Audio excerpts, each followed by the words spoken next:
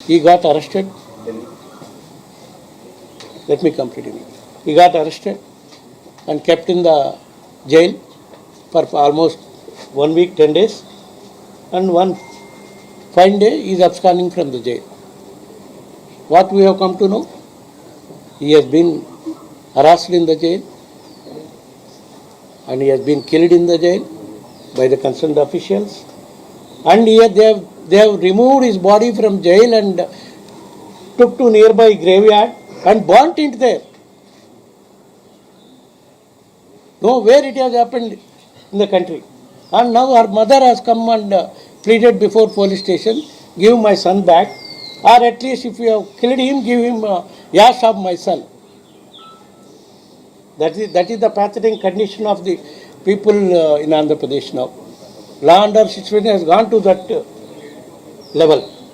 That is the reason our party is demanding in this issue also to conduct an CBI inquiry and remove the officials who are concerned. Police Commissioner, DGP and CEI, whoever is responsible for this, all the officials should be punished.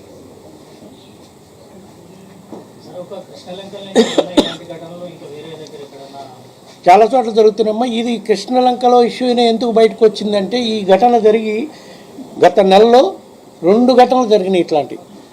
ఇంకొక దళిత యువకుడు కూడా ఇదే విధంగా harassment, జైల్లో harassment పెడితే ఆ కుర్రోడు కూడా సూసైడ్ చేసుకుని చనిపోవడం జరిగింది.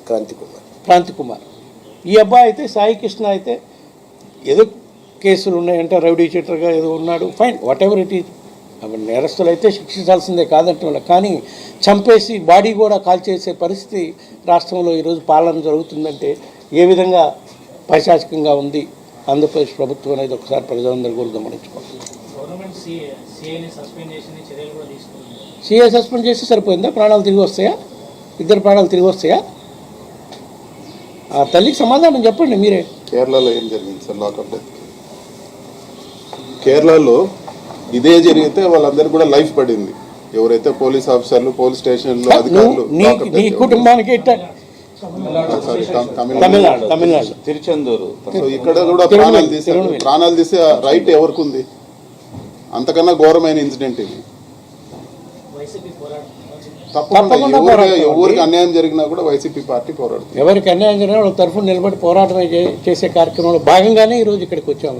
నిన్న మా పార్టీ నాయకుడు జగన్మోహన్ రెడ్డి గారు కూడా ఆ కుటుంబాన్ని పరామర్శించి రావడం జరిగింది. అన్నిటికన్నా ఘోరం ఏంటంటే బాడీ లేదు, మనిషి లేడు, ఏం లేరు. కోర్టులో వాళ్ళ పేరెంట్స్ పిటిషన్ ఇస్తే 29వ తారీఖు లోపల కోర్టు ప్రొడ్యూస్ చేస్తామని కోర్టులో చెప్పడం జరిగింది.